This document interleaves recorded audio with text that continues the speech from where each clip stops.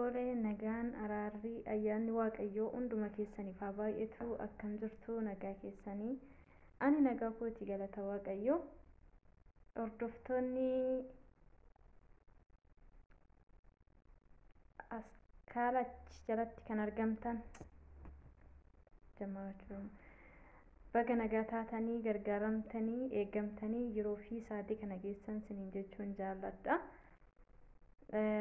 Ar'a gara keessanitti kachi jedhee dhufeen jira.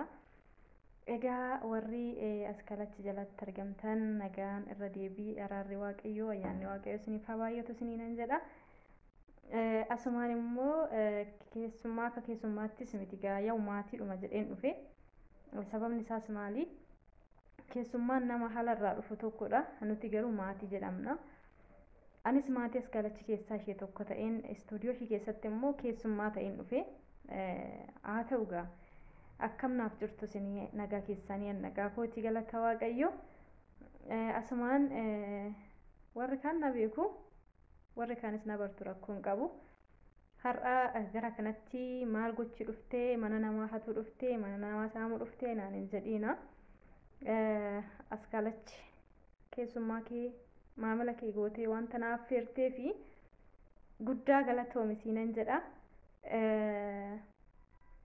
Asumaan immoo maatiin askaalachi jalatti kan argamtan baga gammaddanii baga gammanne isiniin jechuun jaalladha. Gammachuun koo gammachuun askaalachi gammachuu kooti gammachuu keessanii baga milkooftee baga yeroo fi sa'aatii kana geessee asumaan naa jedhaa isiniinan jedha. Milkaa'ina ishee itti ceetee jirti. Daandii milkaa'inaa qabattee jirti obboleettiin keenya kuni. Gammachuun suni gammachuu akkamiiti yoo jettan immoo gammachuun kuni gammachuu faayinaalii jenna. Qorumsa jechuudha. Gammachuu qorumsa itti qoramanii gara ittaanutti darbanidha. Wantichi xumura wanta hin qabnedha. Itti adeemu jechuudha isteepuma isaatiin. Kanaaf baga gammaddee baga milkooftee jechuun hin dhufe. Egaa warri hanga har'aatti ishee wajjin taatanis baga gammaddanii baga wajjumaanuu gammanne.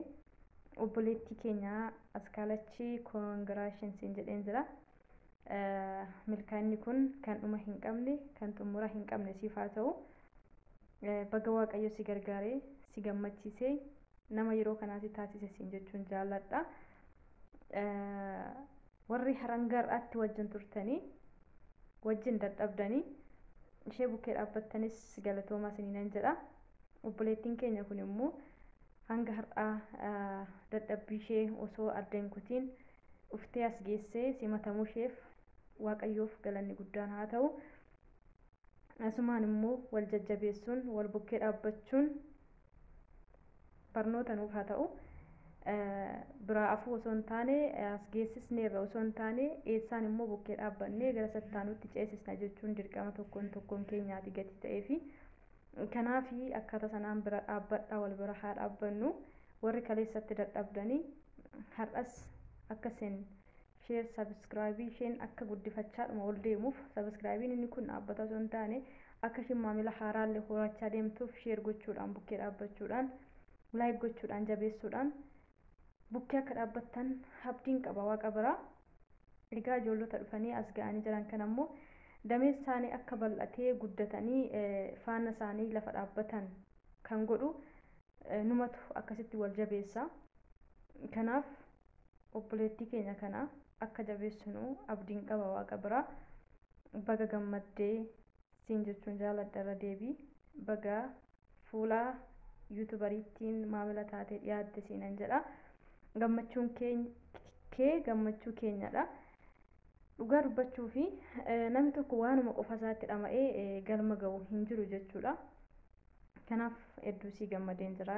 Baay'ee tokko sii gammadeen jira. Galatoomii asumaan immoo gara kanatti naaf affeeruu keetii fi egaa waan ati irratti hojjettu wanta nama mufachiisne wanta nama hin gaddisiisne wanta fuula duratti dhalootaaf ifa ta'u haa ta'u siiniin jedha.